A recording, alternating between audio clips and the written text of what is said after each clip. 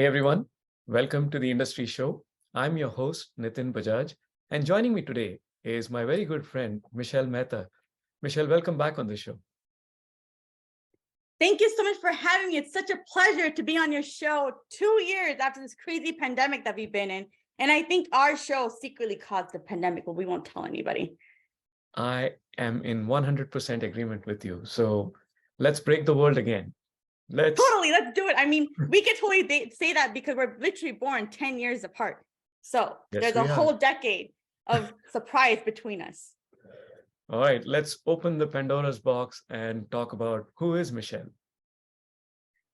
Well, Michelle Mehta is a TEDx speaker, international bestselling author 4 times, soon to be 5, and a confidence expert for women and teenagers. I feel the inferiority complex is coming around, and I know you're going to make me feel better, but right now I am inclined to ask you, what do you do for a living? I am a life coach for women and teenagers. I help women build their image by sharing their stories, their experiences, and I help teenagers increase motivation, reduce peer pressure, and bullying that happens internally and externally. So And you do all basically of this, hand-holding you through the experiences. and you're doing all of this while pushing out, how many bestsellers do you have? You said coming up on 5, and you've So 5 international best-selling books that I have out there. And 3 of them, unfortunately, we didn't do the best-selling campaign, but a total of 7 books have been completed, and an 8th one is going to be coming out in January.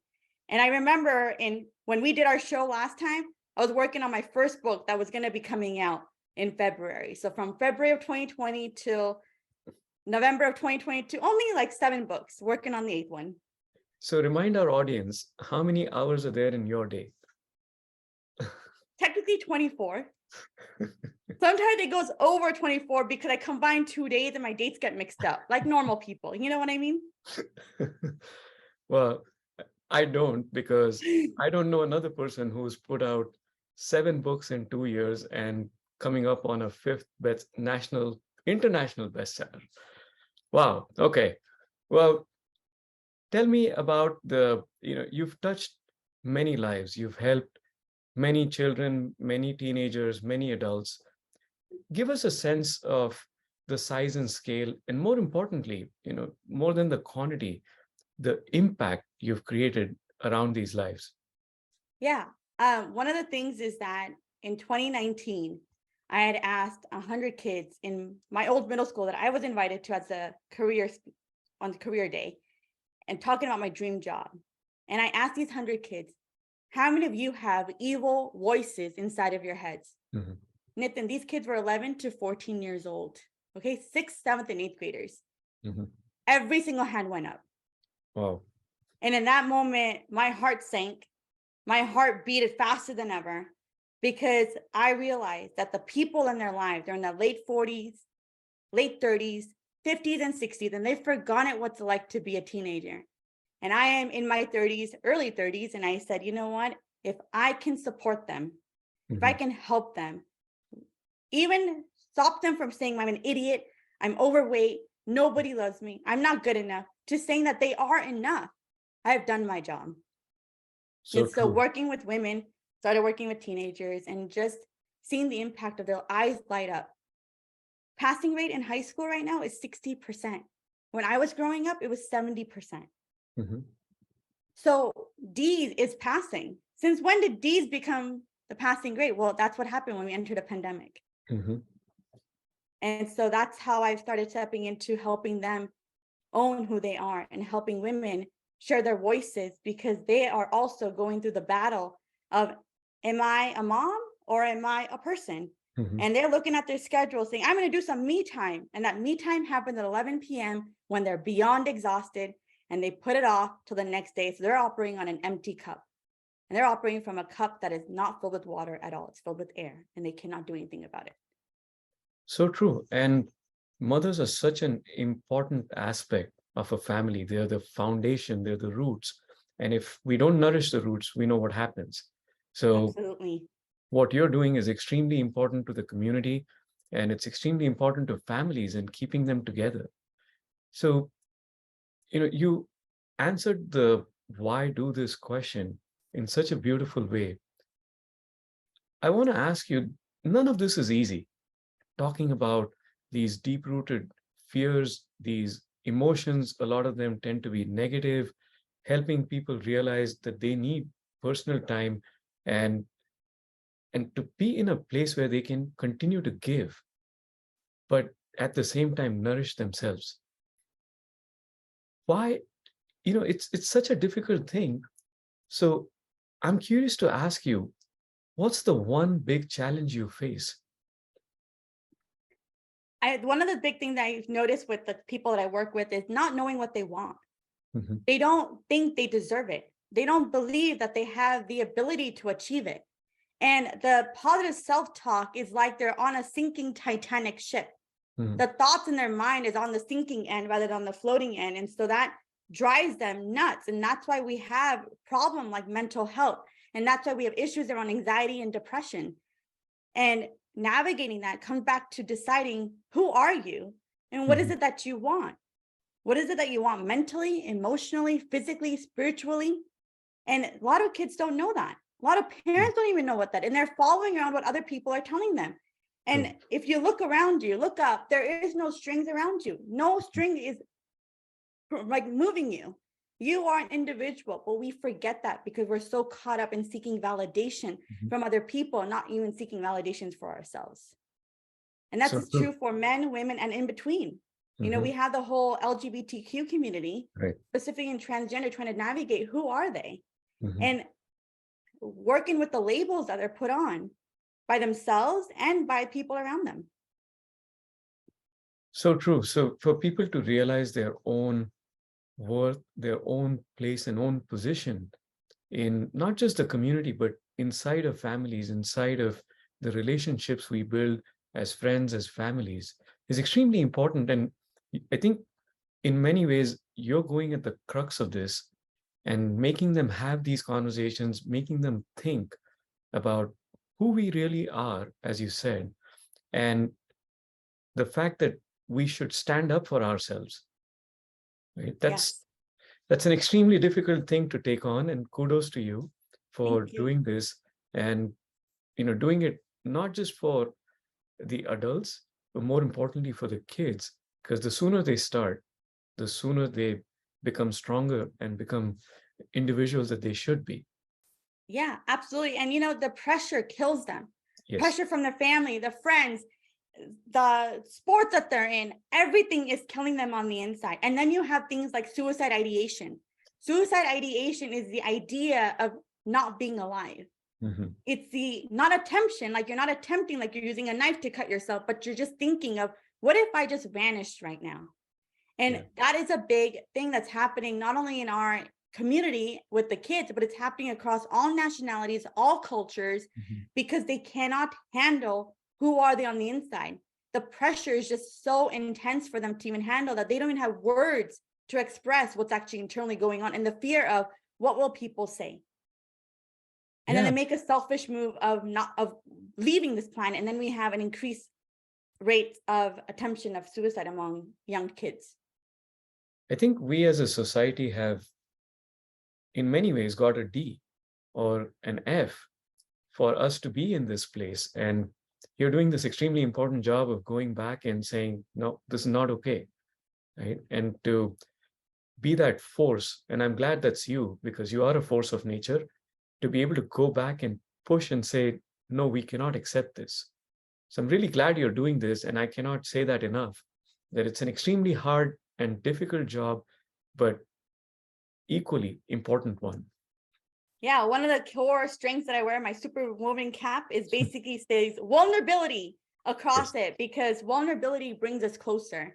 And as an Indian woman, as an Indian American woman, vulnerability is frowned upon. Mhm. Vulnerability is shied away from. And True. I'm the type of person that says, let me play with it, because when you're vulnerable, you get to realize the root cause of the issues that are working in your favor and that are working against you. And so when you share the deep rooted problems of, hey, I'm just grieving the loss of somebody in my family, or I'm really having a hard time with mathematics, and you sit down with them, and instead of judging them, oh my God, you're so dumb for doing this, or you're feeling this way, ask them why, ask them how, ask them what. Get curious behind the emotion that they're feeling, True. right? And And asking the how questions, most powerful question you can ask. and also, I realize this as you yourself put yourself and your feelings and your emotions and your vulnerabilities out there, you become a role model for them, and you make them see that it's okay to be so, right? There is nothing wrong with it, nothing wrong with them expressing their failures, their fears, their insecurities, because at the end of the day, that's all of us. Yes, it's a humanness, right? We are Right? human beings, which means we are emotional energy beings, and emotions, energy in motion. So we're all walking around with intense amount of emotions around us, right? And if we all of a sudden just go into the do mode, we're using our mind, not our heart, and our feelings come from our heart. So stepping into that, owning that. I mean, I was labeled as a crybaby since I was born, right? And using that as my strength now has allowed me to be vulnerable, to be courageous, to handle conflict in a much different way. Because instead of me throwing things at the wall, I just sit there in a corner and just cry it out. It's a Mhm. lot more healthier.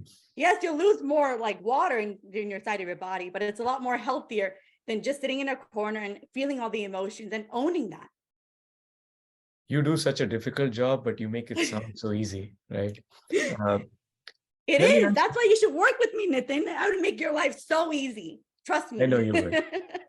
I do trust you, and I know you will.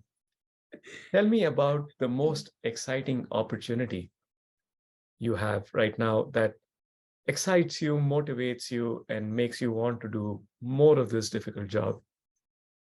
So one of the things that I'm most excited about right now is that I have invited 12 beautiful women across the states share their stories about what made them say yes to their dream career, their passion, and what makes them say yes to themselves. And the book is called The Confidence of Yes. The Love it. Confidence of Yes is the name of the book, which is going to be set to release first quarter of next year. And I have my very own young sister who's Mhm. going to be an author as well. And so just yesterday, I was telling my dad, I'm like, so, you're going to have like 2 international bestselling authors in this household. He goes, that just makes me love you a little bit more.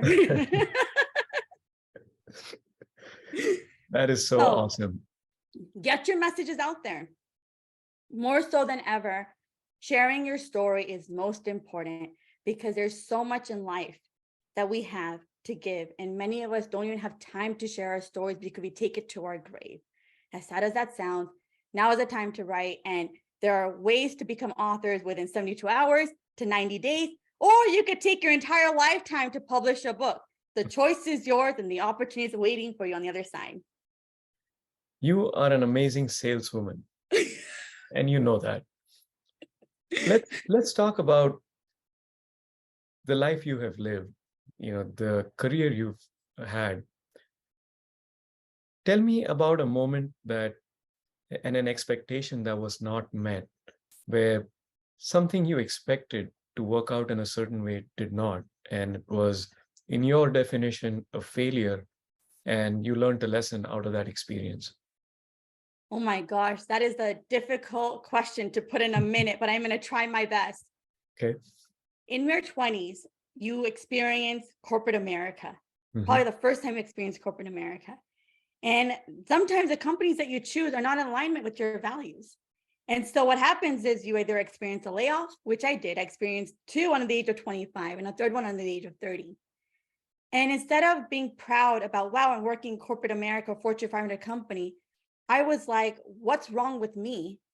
And why am I at fault for choosing companies like this? Well, hold on. These companies chose me, so I'm not at fault. They're at fault for not aligning themselves with their values. Hmm. And through that, I found an opportunity that's aligned with my strengths, which is really helping people for the right reasons, the authentic reasons that sometimes corporate America doesn't do, because they make you a product pusher versus a people relationship builder. And I knew that I love people for the right reasons. And I love humans for who they are and what they can create together and the curiosity behind their culture and their stories, that I knew that I was meant for something more. And on October 30th, 2018, I got laid off under the age of 30. And on November 1st, I hired a business coach. And in in 2019, I went through 19 different coaches, invested over $100,000 up till date. And that has given me opportunities to have 7 books under my name, being a TEDx speaker, been featured on Yahoo Finance, ABC, Fox, even had a TV segment. So I basically became the expert in my field because I reinvented in myself, reinvested in myself, and knew that I am better than my stories, and I'm better than my experience, and I'm better than the society that I live in, because I am the ray of hope for the community that I reside in. And that has to start with me. That's the best return on investment I can think of. So kudos to you. Congratulations. Can't say that enough. And again, you're a powerhouse.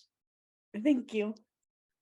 Tell us about one experience that blew your own expectations. You had a certain goal, you had a certain expectation of it, and it went past. And I don't know how you're going to do this one because 4 international bestsellers, a 5th one coming up, all the accolades that we know you have. So this is, I think, a tougher one than the previous one. Okay, I have to think about this one as well. I am 33 years old. I'm an Indian woman. All those Indian uncles, aunties, our radars are going up. I can already feel that. I'm not married. I don't have kids. And one of the toughest things that I've experienced is in the dating world is that as a woman that is a leader, as a woman that has joined and conducted and led through public speaking and sharing my message, being vulnerable, intimidates a lot of people in the Indian community. And it scares them away because they don't know what to do with a woman like me. And I haven't found the right man yet. And one of the things that I learned was I needed to decide what I wanted. And so I went on a project. And that project was that I was going to go out and meet 40 different men. And I did. I hired a relationship coach because that was the one area of my life that was not working. Right. So when something's not working, I just go find help from somewhere else. And I hired a relationship coach. And the homework assignment was go out and meet 40 different men, from homeless men all the way up to billionaires.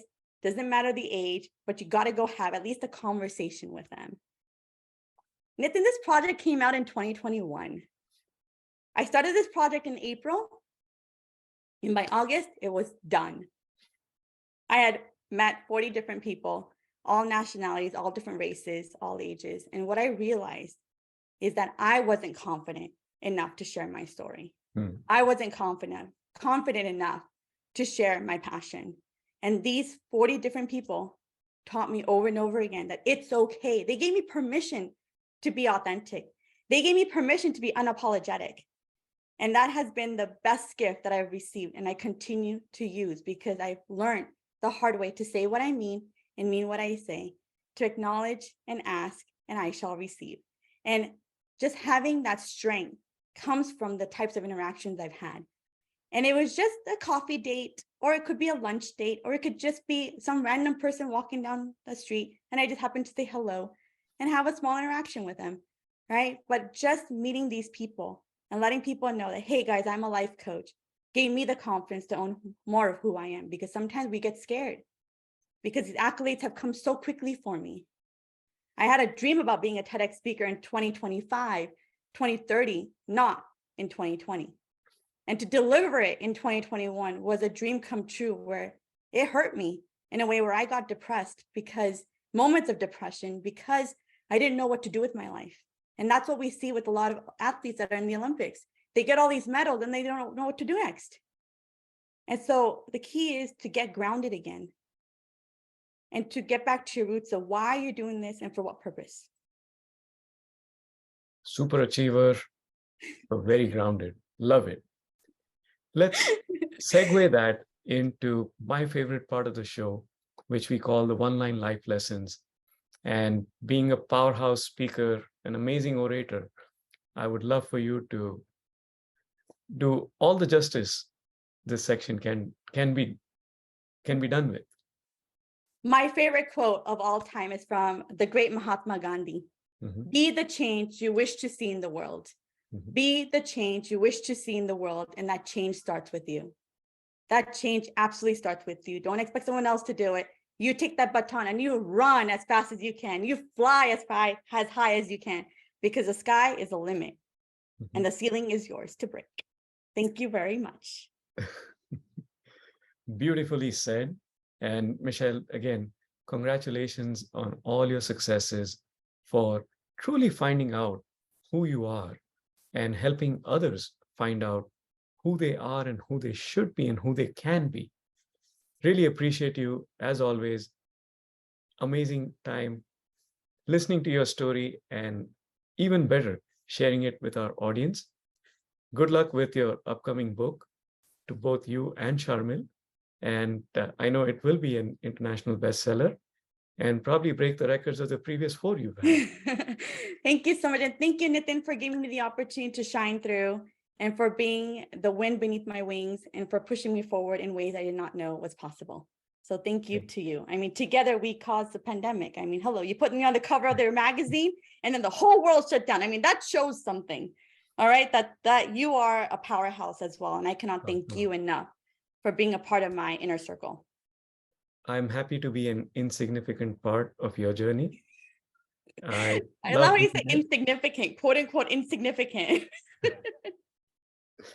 Well, thanks, Michelle. It's been an absolute pleasure. And I'll see you soon. Yes, thank you so much. Bye, everybody.